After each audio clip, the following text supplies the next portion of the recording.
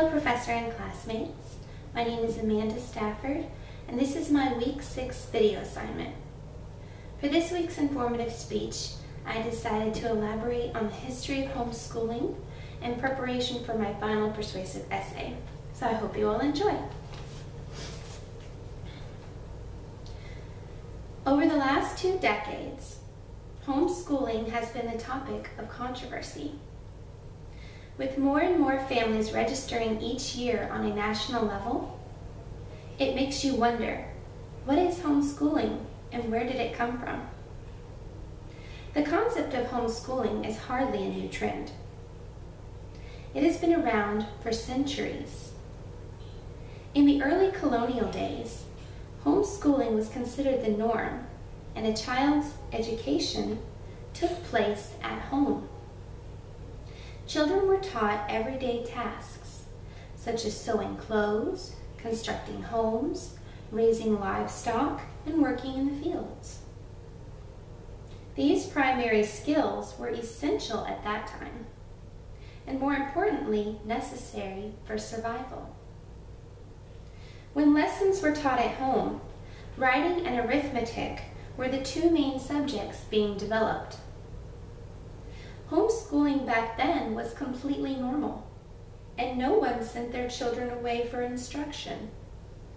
In fact, according to A History of Compulsory Education Laws by Michael Katz, it wasn't until the year 1852 when Massachusetts became the first U.S. state to enact a law requiring every city and town to offer a primary school focusing on grammar and arithmetic. Homeschooling and its success rate were never in question during the 18th and 19th centuries. Some of the most influential people known throughout history were homeschooled. Well-known presidents like Abraham Lincoln, George Washington, and Thomas Jefferson were all educated at home. Great scientists such as Albert Einstein and Blaise Pascal were both homeschooled as well. According to famoushomeschoolers.net, Mozart himself was taught by his father Leopold, who was a professional musician and scholar. Such great minds and these powerful individuals were all nurtured at home. Before there were public and private schools, the only means of educating children was to homeschool. It wasn't until the compulsory attendance laws became effective that Americans began to send their children to public institutions. FindLaw.com states that parents who refused to send their children to school were fined and, in some cases, stripped of their parental rights, and their children apprenticed to others. This new mandatory system paved the way for public education, thus becoming widely accepted as a means of social advancement. As time went on, public schooling became the familiar and ordinary approach for education, and homeschooling became virtually obsolete. It wasn't until the middle of the 19th century when public education and its standards were really called into question. Some say that the homeschooling movement occurred in the 1960s, when an American public school teacher named John Holt wrote a book entitled How Children Fail. Holt's book sparked a national debate over the quality of the nation's schools. Following suit after his first publication, Holt released a sequel entitled How Children Learn, in which he laid out his suggestions for changing the education system. In the book How Children Learn by John Holt, he was quoted as saying, "What is essential is to realize that children learn independently, not in bunches, and that they learn out of interest and curiosity, not to please or appease the adults in power.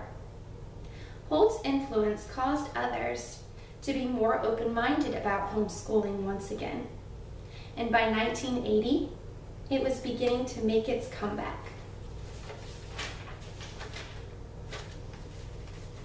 The gradual involvement of credible professionals helped homeschooling in its growth and acceptance.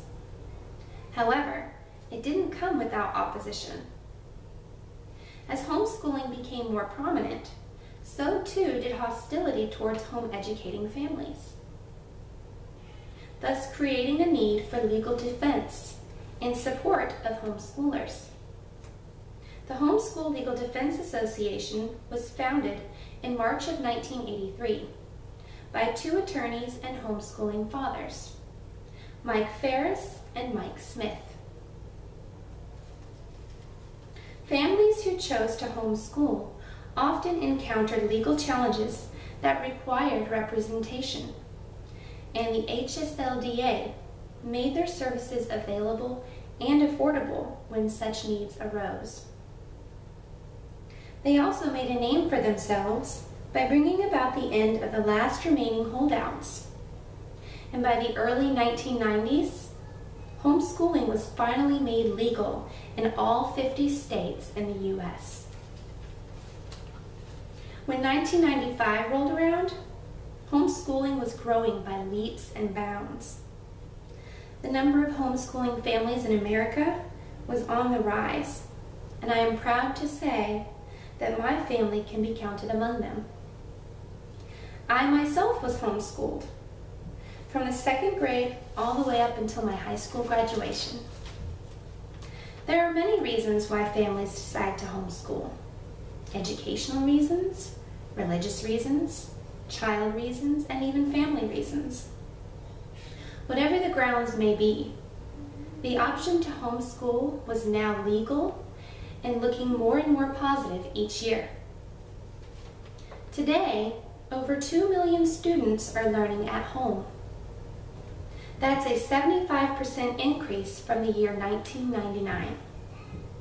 The vast majority of homeschooling parents, about 91%, according to the U.S. Department of Education's National Center for Education Statistics report, parents have said that they decided to homeschool because of a concern about the environment of other schools.